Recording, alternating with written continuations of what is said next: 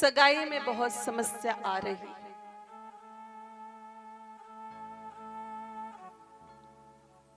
भाइयों की भी आ रही और बहनों की भी आ रही है। और बहनों से ज्यादा तो भाइयों की सगाई में ज्यादा समस्या है। पूर्व समय में ऐसी समस्या नहीं होती थी, लेकिन बीच का जो दशक गया, उस दशक में बेटियों को भ्रूण हत्या के तहत मरवा डाला। लिंग परीक्षण करके बेटियों को मरवा डाला, तो भाई उसका परिणाम तो निकलेगा। हिंदुस्तान में 100 लड़कों के पीछे केवल 80-85 लड़कियां बची है, तो इसका सीधा सा अर्थ कि भाइयों को तो कुंवारा ही घूमना पड़ेगा। और इसीलिए ये सारे भाई जितने भी दिख रहे हैं कुंवारे, वो बेचारे दुखी होकर के डोल रहे हैं। उनके माता पिता ने जो किया, उनके पूर्व पीढ़ी ने जो किया, उसका परिणाम उन लोगों को भुगतना पड़ रहा है। अब आप कहोगे इसका भी समाधान गैया मैया कर सकती है क्या? बिल्कुल कर सकती। वो भाई गैया की सेवा कर ले तो निश्चित रूप से इसका परिणाम निकल सकता है, बहुत अच्छा परिणाम आ सकता है और उसको बहुत अच्छी पत्नी प्राप्त हो सकती है। और बहनों को भी बहुत अच्छा पति प्राप्त हो सकता है अगर वो गैया की शरण में चली जाए तो। जैसे माता सीता और माता रुक्मिणी भी गौरी के शरण में गई, और शास्त्रों में लिखा है मेरे भाई बहनों, गौ ही गौरी है, गौ माता ही गौरी है।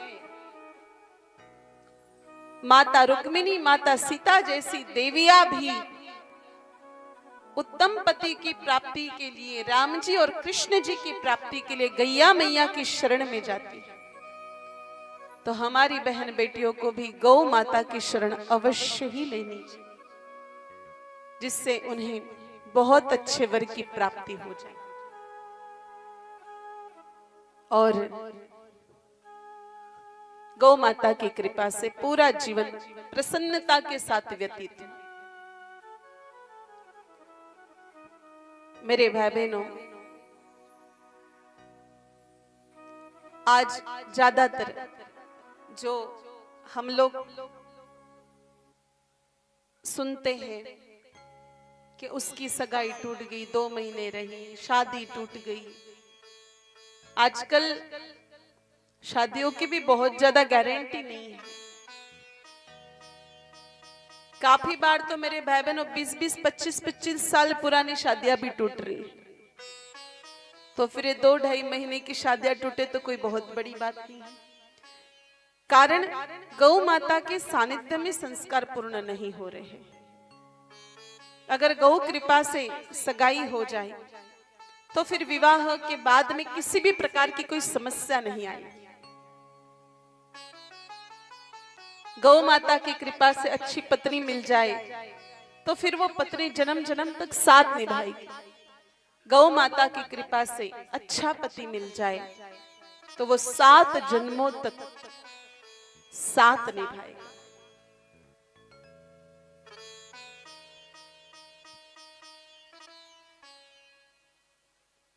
पुराने जमाने में बहनें इसी प्रकार के व्रत करती थी। शिव जी का, माता पार्वती का, गौ माता की सेवा तो वैसे ही हिंदुओं के खून में हुआ करती थी।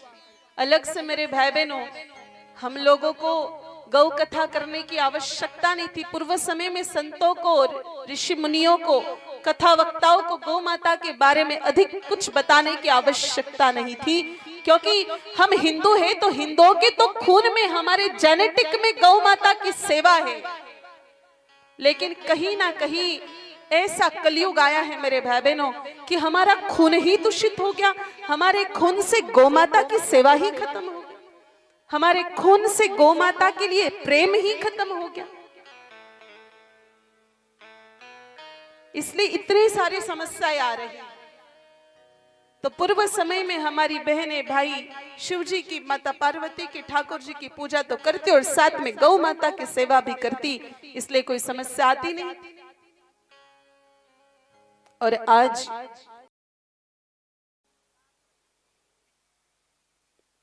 पति ढूंढने के लिए और पत्नी ढूंढने के लिए हमारे भैया बहन जाते हैं इंटरनेट के पास में।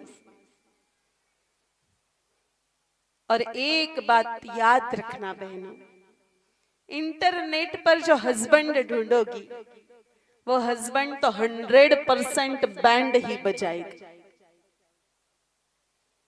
कोई गारंटी नहीं होती। इसलिए हम लोगों को ये इंटरनेट के चक्कर में, सोशल मीडिया के चक्कर में, किसी एप्लीकेशन के चक्कर में नहीं पड़ना चाहिए।